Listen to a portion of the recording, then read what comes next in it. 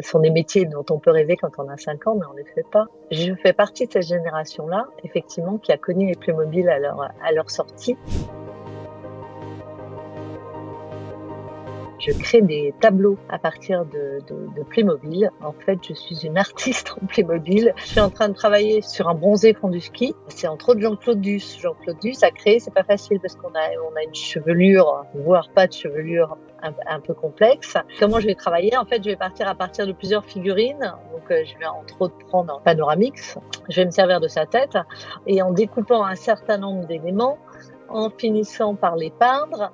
On n'y est pas encore, il n'est pas terminé encore, mais voilà. Donc, en fait, je vais complètement le modifier afin d'arriver à mes fins pour pouvoir lui donner en fait ce caractère qui est propre au personnage. Il y a beaucoup de pop culture, en fait, des références à la pop culture. Donc, il y a effectivement tous les gens qui font partie de nos références.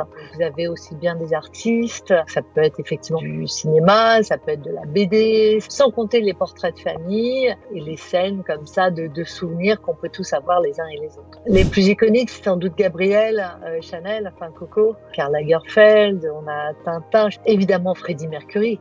Évidemment. Et puis des choses comme là récemment, ABBA, j'en avais pour lequel il va suffire de démonter ou de remonter, aller entre 4, 5, 8 personnages différents pour réussir à lui donner le caractère que vous souhaitez. Et puis après, il y a l'exercice qui est un petit peu plus compliqué. Là, c'est le cas par exemple pour Jean-Claude Duss dont on parlait tout à l'heure, qui a cette tenue jaune absolument improbable, qu'on est bien obligé de reprendre. Donc dans ces cas-là, effectivement, la peinture arrive pour nous aider à représenter au mieux le film et la scène qu'on veut montrer. On est parti en 2011 avec mon mari en Espagne pour le mariage de son filleul. Et en fait, ses copains espagnols lui ont offert un petit tableau carré dans lequel il y avait 2 petits maris en Playmobil. Et j'ai trouvé que l'idée était jubilatoire, était géniale. 1 an ou 2 ans après, j'ai une de mes petites nièces qui a fêté son anniversaire et je me suis dit, tiens, je vais faire ça. Et ça a commencé comme ça. Et en fait, l'effet dans la famille a été tel qu'assez rapidement, je me suis dit, bon allez, on y va. Ce sont des métiers dont on peut rêver quand on a 5 ans, mais on ne les fait pas. Je fais partie de cette génération-là, effectivement, qui a connu les Playmobil à leur sortie. J'adorais ça, mais en fait, je jouais pas. J'ai jamais été très joueuse. J'étais plutôt contemplative. Finalement, quand je vois ce que ça donne aujourd'hui, ça devait être un signe.